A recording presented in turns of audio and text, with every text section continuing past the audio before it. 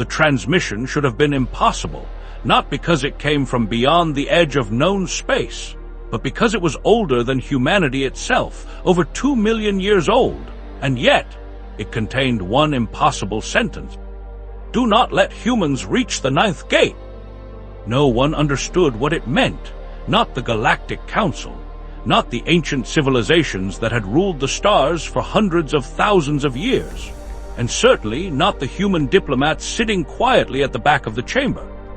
For centuries, humanity had been treated as the galaxy's youngest species, creative, stubborn, sometimes lucky, but ultimately insignificant. Their ships were slower, their weapons weaker, their colonies few. Whenever the Council discussed galactic security, humans were invited only as observers, never as decision-makers. Everyone believed humanity simply hadn't had enough time to become important. They were wrong, terribly wrong, because hidden beneath Earth's oceans, buried deeper than any civilization had ever searched, was a secret that humanity itself didn't know existed, and somehow that impossible transmission knew about it. But if humans had never discovered the secret, who sent the warning? The council chamber fell silent. Thousands of representatives stared at the floating hologram. The ancient message repeated itself again, and every time the final sentence remained exactly the same. Do not let humans reach the ninth gate. The room erupted into arguments. It must be fake. No technology survives 2 million years. Someone fabricated it. It has to be a political trap. Only one person remained silent. High Archivist Saren, the oldest living historian in the galaxy. He had spent nearly 600 years studying civilizations that no longer existed. Entire empires had risen, collapsed, and turned to dust during his lifetime. He wasn't afraid of wars, he wasn't afraid of superweapons, but as he stared at the transmission, the color slowly drained from his face. Because he had seen those words before, long ago. Inside a classified archive sealed so deeply that even most council members didn't know it existed. An archive that had been forbidden to open for over 50,000 years. Why had the warning appeared again, after all this time? The younger delegates noticed his expression. One leaned forward. Archivist, you recognize it, don't you? Saren hesitated. His hands trembled. Then, for the first time in decades, he whispered words no one expected. We have already lost. The chamber froze. What do you mean? We haven't even located the source. Saren slowly shook his head. If humans received this message, it's already too late. Suddenly, every eye in the chamber turned toward the human delegation. 3 ambassadors, completely confused, looking at each other, clearly having no idea why the room had become so tense. Or were they pretending? Far beneath the Pacific Ocean, nearly 12 kilometers below the seafloor, an autonomous drilling platform reached something that wasn't rock. The drill stopped instantly, not because it broke, because something below stopped it. The operator frowned. Solid titanium drills didn't simply stop. Sensors reported a perfectly smooth surface. No cracks, no minerals, no heat, no radiation, just a black material that absorbed every scanning frequency. What is it? Someone asked. No one answered. Then, without warning, the entire platform lost power for exactly 3 seconds when the systems came back online. The drill bit was gone, not damaged, not melted, gone, as if it had never existed. And deep beneath the darkness, something had awakened. For nearly 3 minutes, no one inside the Galactic Council spoke. The warning continued to echo through the chamber. Do not let humans reach the ninth gate. Again and again and again.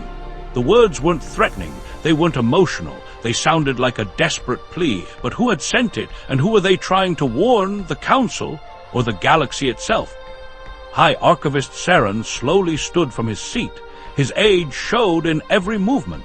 Hundreds of years of studying civilizations had taught him one lesson. History didn't repeat itself. It only gave those who ignored it another chance to fail. He looked directly at the Supreme Chancellor. There is something you were never meant to know, the Chancellor frowned. There are no classified records above my authority. Saren gave a weak smile. You only believe that because no one has ever survived long enough to question it.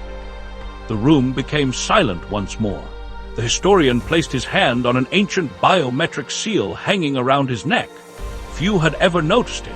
Even fewer knew what it unlocked. For over 50,000 years, every high archivist inherited the same key, not to a weapon, not to a vault, but to a memory the galaxy had agreed to forget. Why would anyone erase their own history? Deep beneath the council capital, thousands of meters below the government complex, an elevator that officially didn't exist began moving. It had no buttons, no displays, only silence. The Chancellor, Saren, and 2 armed guards descended together. The deeper they traveled, the older the walls became. Modern alloys disappeared, advanced lighting vanished. Eventually, the corridor was carved entirely from black stone older than every civilization in the galaxy. The guards exchanged nervous glances. What species built this? Saren didn't answer, because he already knew no species had built it. Meanwhile, Earth remained completely unaware. The drilling platform floated peacefully above the Pacific Ocean. Technicians assumed the equipment failure had ended. Replacement drills were already being lowered. Corporate headquarters demanded results. Millions had been invested in the operation. Stopping wasn't an option. One engineer quietly objected. "We still don't know what we're drilling into." The supervisor laughed. "Whatever it is, it's worth a fortune." He would regret those words. Exactly 12 kilometers below, the smooth black surface changed. Not much, just enough for the sensors to notice. It was moving, slowly, almost breathing, but solid rock doesn't breathe, so what was beneath the ocean? Back on the council world, the hidden elevator finally stopped. Ahead stood a single door, no electronic locks, no weapons, just 7 symbols carved into its surface. The Chancellor stared at them. "I've never seen this language." "You have," Saren replied quietly. "You've just never realized it." "What does it say?" Saren hesitated, then answered with obvious reluctance. "It has only 3 words." The Chancellor waited. "What words?" Saren closed his eyes. "Before the first." The Chancellor frowned. "Before the first what?" "The first civilization, the first empire, the first species." Saren slowly looked back at him. "No, before the first beginning." A chill spread through the corridor.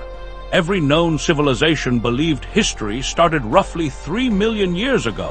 That was the accepted beginning of intelligent life. Everything before that was empty. At least, that's what everyone believed. So, why would someone build a vault labeled "Before the First"?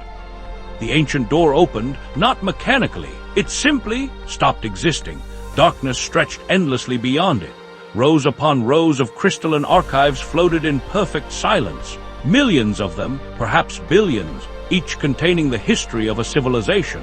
Some lasted thousands of years. Others survived only months. Entire galaxies reduced to records.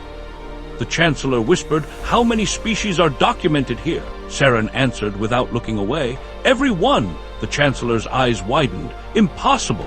"No," Saren said quietly. "The impossible part is that ours is missing." The Chancellor froze. "What? Our civilization, our history, our galaxy, there is no record of us." "Why?" Saren looked toward the darkness. "I've spent 6 centuries trying to answer that. And every path leads back to humanity." On Earth, the second drill finally reached the black surface. Unlike the first, it didn't stop. It passed straight through, as if the impossible material had suddenly become liquid. The operators cheered. They assumed the obstacle had broken. Then the cameras activated. At first, nothing appeared except darkness, until a single light blinked. Blue, then another, then hundreds, then thousands. None of them were machines. They looked like stars, except they were beneath the Earth. The operator leaned closer to the monitor. "What am I looking at?" No one answered, because the camera wasn't underwater anymore. It was looking into a sky. A sky that shouldn't exist beneath a planet. And then, something looked back. The control room fell silent. Every engineer stared at the monitor. No one blinked. No one spoke, because everyone was looking at something that couldn't exist. The camera wasn't underwater anymore. There were no rocks, no seabed, no darkness. Instead, an endless night sky stretched in every direction. Stars shimmered across the horizon. Nebulas drifted slowly through space.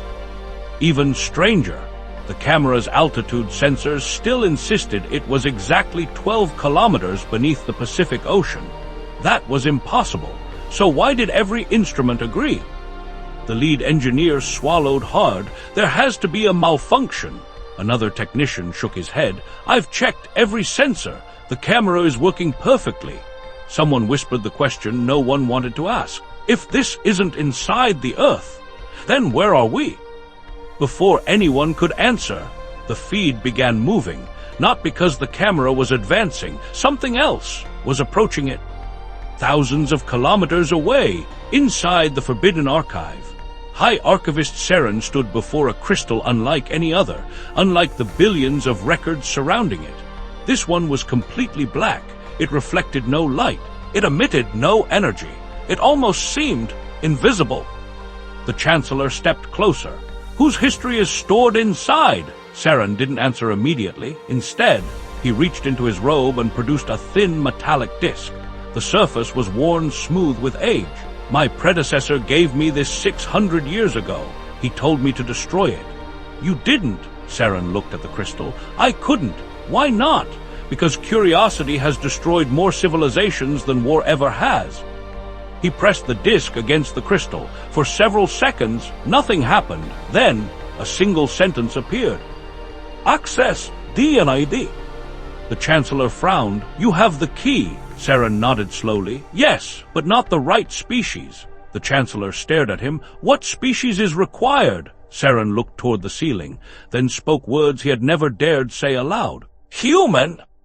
Silence, complete silence. The Chancellor laughed. That's absurd. The archive is millions of years old. Humanity has barely left its own solar system. They didn't build this. I know, Saren whispered. That's what terrifies me. Back on Earth, the object approaching the camera finally became visible. At first, it looked like another star. Then it grew larger, closer, until its true shape emerged. It wasn't a star. It was an eye, an enormous eye, larger than entire cities. It drifted silently through the impossible sky, watching, not the camera, the people behind it.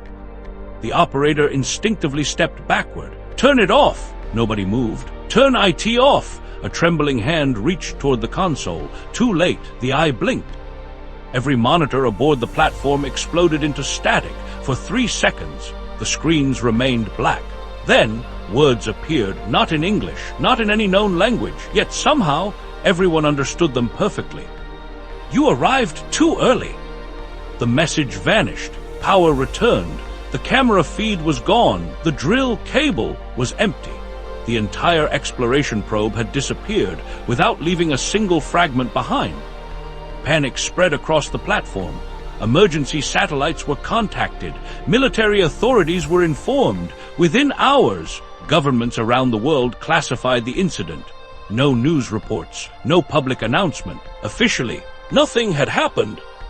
But secrecy couldn't stop one problem, the transmission, because it hadn't been received only on the platform. Every deep space listening station on Earth had detected it. Every orbiting telescope, every military satellite, even amateur radio operators. The signal wasn't sent to one location. It had been broadcast to humanity. Millions of people dismissed it as interference. Others blamed hackers. Conspiracy theories flooded the internet, but one person didn't dismiss it, Dr. Maya Kessler, a young astrophysicist working alone at the Lunar Observatory. She wasn't searching for alien life. She was studying pulsars. The strange transmission interrupted her research. At first, she almost ignored it. Then she noticed something impossible. The signal wasn't traveling through space. It was coming from Earth itself. She checked the data again and again. The result never changed. Whatever had spoken was beneath the planet, not above it. Her hands trembled. If that was true, then humanity hadn't discovered an alien civilization. They had been living above one all along. At that exact moment, 42 light-years away, a fleet of Council warships emerged from hyperspace. Their destination wasn't Earth. It was the edge of the solar system. Their orders were simple. Observe humanity. Do not interfere. Do not make contact. And under no circumstances, allow any human vessel to leave the system. One young commander frowned. "We're placing an entire species under quarantine," the fleet admiral answered without emotion. "No, we're trying to save the galaxy." The commander looked back toward the distant blue planet. What could one primitive civilization possibly do? The admiral's voice became almost a whisper. "I hope they never find the gate." The commander hesitated, then asked the question no one had answered. "What is the ninth gate?" The admiral didn't reply, because for the first time in his 50-year military career, he realized he didn't know. In nearly 1,000,000 years, every fleet in known space received the same order: protect Earth at any cost, not from invasion, from itself. No one understood the command. Even the admirals questioned it. How could one primitive civilization threaten an entire galaxy? Only High Archivist Saren knew, and even he wished he didn't. Deep beneath the Council archives, the black crystal pulsed once more, but this time it didn't show another galaxy. It showed Earth, not the Earth humanity knew. The continents were different, the oceans smaller, the moon was missing. The Chancellor stared in disbelief. "How old is this recording?" Saren answered quietly. "It wasn't recorded. It remembers." The image changed. A single figure stood on the ancient world. Not an alien, a human, wearing no technology, no armor, nothing that suggested civilization. Yet around him, mountains moved, the oceans obeyed. Even the stars above seemed to bend. The Chancellor stepped backward. "Impossible! Humans didn't exist then." Saren closed his eyes. "That's what we've been taught." Another image appeared. Countless alien civilizations, kneeling before the same human, not in fear, in respect. The crystal translated the ancient language, not word by word, meaning by meaning. The title they spoke was the First Keeper. Meanwhile, Dr. Maya Kessler reached the coordinates sent by the alien fleet. The ocean was silent. Military ships surrounded the area. Above them, Council warships waited without moving. Neither side fired. Both were waiting for her. She didn't understand why, until the fleet admiral contacted her directly. "Doctor, we cannot open what lies beneath your world." "But you can." Maya stared at the screen. "Why me?" The admiral hesitated, then answered. "Because it recognizes your species." Far below, the impossible sky beneath Earth shifted. The enormous eyes slowly closed, not in sleep, in acknowledgement, as if they had sensed someone familiar. Then, the darkness itself began to move. The stars disappeared, one by one, not because they were fading, because something unimaginably vast was standing up. Every seismic station on Earth detected it, not an earthquake, footsteps, one every 30 seconds, each one shaking the entire planet, across every continent. People looked toward the ground, unsure why, but all sharing the same feeling. Someone was coming. Back inside the archive, the crystal revealed one final memory. The human reached toward the stars. 9 brilliant rings appeared around him, each larger than a galaxy. One after another, they opened. The Chancellor whispered, "Those are gates." Saren nodded. "There were 9. The Chancellor looked at the final ring. Unlike the others, it was completely dark. "What happened to the last one?" Saren answered with a trembling voice. "No one knows, because no one has ever returned after opening the 9th. No alarms sounded. No explosions shook the Earth. Instead, the entire planet fell silent. Birds stopped singing. The oceans became perfectly still. Even the wind seemed to disappear across the globe. Every human looked toward the sky.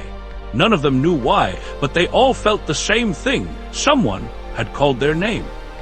Beneath the Pacific, the impossible sky was gone. Only darkness remained, and within that darkness, a single figure slowly emerged. It wasn't enormous anymore. It stood no taller than an ordinary human. An old man, barefoot, dressed in simple white robes. His face carried no anger, only sadness. He looked at Dr. Maya Kessler, as though he had known her forever. "You finally came." Maya's voice trembled. "Who are you?" The old man smiled faintly. "I have had many names. Your ancestors called me the First Keeper." At that exact moment, every screen aboard every council ship lit up. The admiral stood in silence. Even High Archivist Saren lowered his head. After 600 years, he was finally looking at the being he had spent his life searching for. The old man raised one hand. The black crystal inside the forbidden archive shattered, not from force, from recognition. Every hidden record, every erased memory, returned at once. The council watched in horror. Their true history unfolded before them.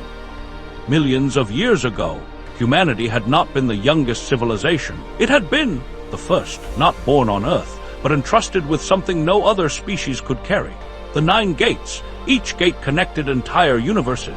Each one protected the balance of existence itself. For countless ages, humans had served as their keepers, not conquerors, not rulers, guardians.